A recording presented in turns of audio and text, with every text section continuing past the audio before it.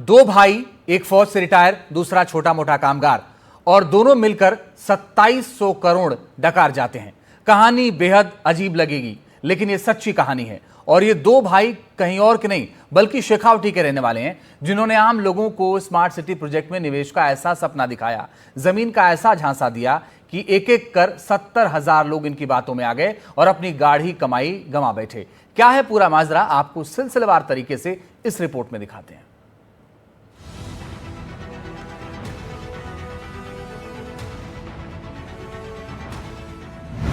पहले smart city का दिखाया सपना,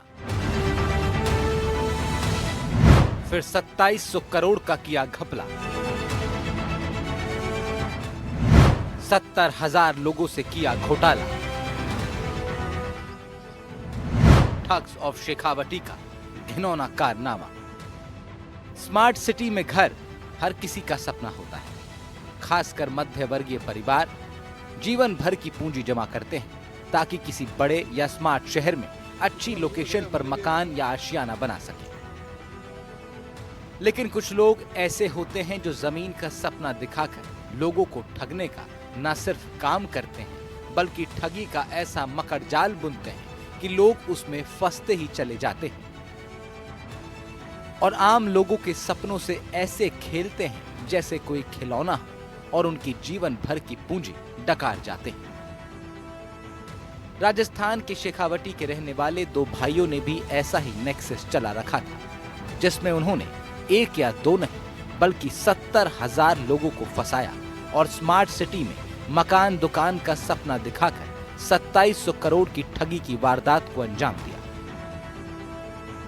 प्रदेश और विशेषकर शेखावटी का सबसे बहुचर्चित ठगी मामला नेक्सा एवरग्रीन में जो है बीते दिनों ईडी की एंट्री हो चुकी और ईडी ने जो है सीकर जिले सहित झुंझुनू, जोधपुर, जयपुर सहित अन्य जो ठिकाने थे आरोपियों के, वहां पर जो है ईडी ने कार्रवाई की है और करीब 2 करोड़ से ज़्यादा की जो है संपत्ति वहां से उन्होंने बरामद की है, जब्त की है।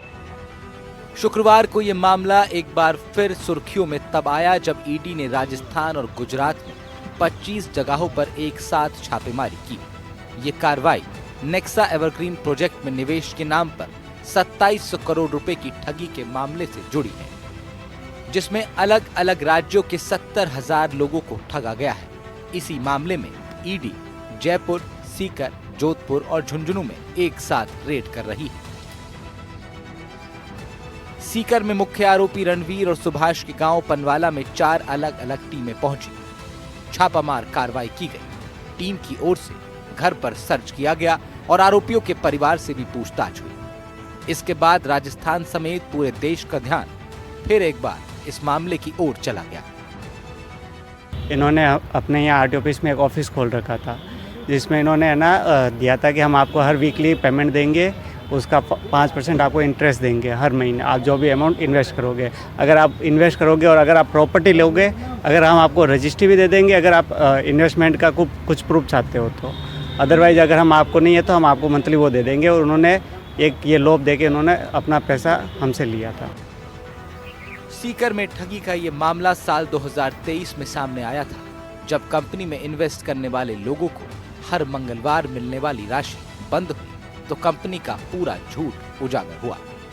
फिर इसकी परत दर परत खुली और ये देश के सबसे बड़े घोटालों में शुमार हो गई। ऐसे में आपको बताते हैं कि आखिर पूरा माजरा क्या था। इस घोटाले के मास्टरमाइंड सीकर के दो भाई हैं। दोनों भाई 2014 में जमीन के धंधे में कूदे। सुभाष और रणवीर बिजारनिया ने मिलकर व्यापार शुरू किया। 2014 में धोलेरा में जमीन खरीदने वाले राजल जांगीर से संपर्क किया। रणवीर बिजारनिया ने जमीन खरीदना शुरू किया। सुभाष ने रिटायरमेंट की रकम से 10 बीघा जमीन खरीदी। दोनों भाइयों ने पूंजी कंपनी बनाई। 2021 के अप्रैल में रजिस्ट्रेशन अहमदाबाद में करवाया। कंपनी ने खुद को धोलेरा प्रोजेक्ट का हिस्सा घोषित किया। 1300 बीघा जमीन पर वर्ल्ड क्लास सिटी बनने का झांसा दिया। 70,000 लोगों को फ्लैट, प्लॉट और निवेश का झांसा। सलीम, समीर, दातार, रक्षपाल, ओमपाल को एजेंट बनाया।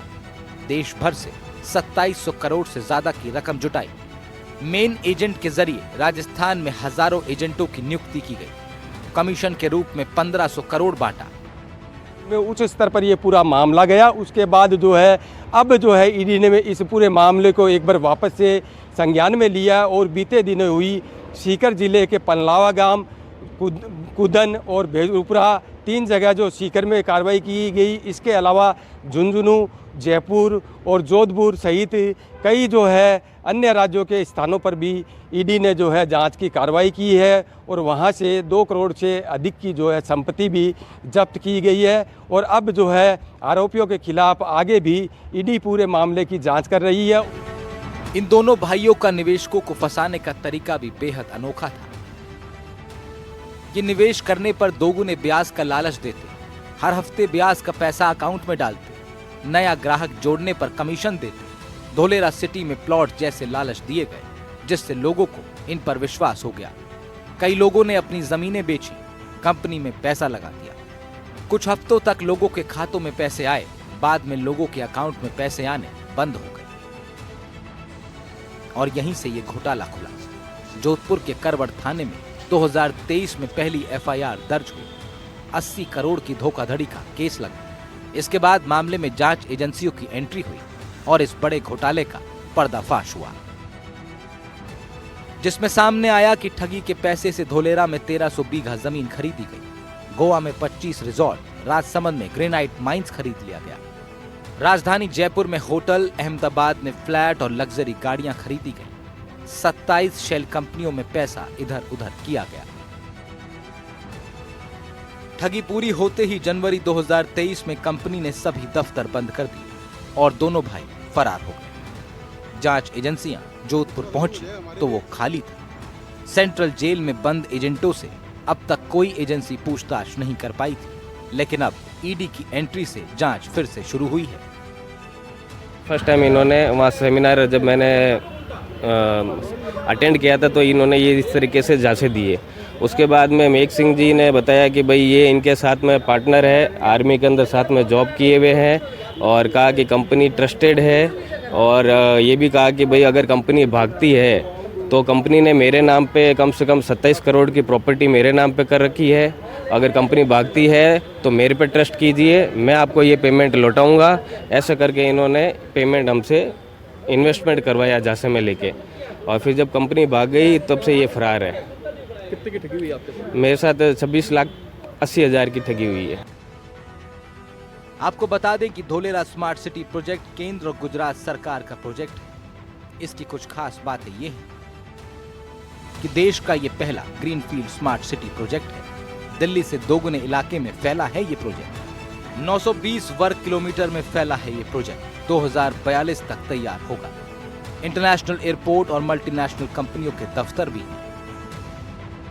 खैर, अब ईडी की जांच के बाद निवेशकों को उम्मीदें जगी हैं। ईडी अब बेनामी संपत्तियों की पहचान कर रही है, धोखाधड़ी और मनी लॉन्ड्रिंग के सबूत जुटा रही है।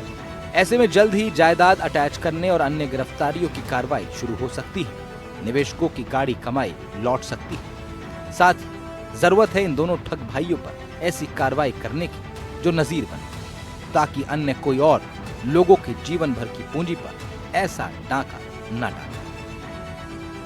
अब इस पूरे मामले को लेकर जो है धीरे धीरे ईडी की एंट्री के बाद में जो है वो परतें खुल रही है और जोधपुर में भी कई ऐसे पीड़ित हैं जो हालांकि खुलकर कुछ लोग सामने आ रहे हैं, कुछ लोग सामने नहीं भी आ पा रहे हैं और कुछ लोगों को पैसा मिल भी रहा है। लेकिन कह सकते हैं ये अब तक का सबसे बड़ा जो है वो 2700 करोड़ रुपए का घोटाला है, जिसमें इन दो भाइयों ने जो है वो देश भर के करीब 70,000 लोगों से स्मार्ट सिटी का लालच देके जो एवरग्रीन कंपनी बनाई उसके नाम पर जो है वो ठगी की, जहां अब जो है लगातार जो है वो कह सकते हैं इन थानों के अंदर मुकदमों की संख्या में भी इजाफा हो सकता है। और लगातार जो है वो ईडी भी अपनी कार्रवाई कर रही है और स्थानीय जहां मुकदमे दर्ज है वो पुलिस प्रशासन भी लगातार जो है वो धरपकड़ भी कर रही है और जो इसमें सम्मिलित है उनको भी पकड़ने का प्रयास कर रही है। जोधपुर से एनडीटीवी के लिए मुकुल परिहार।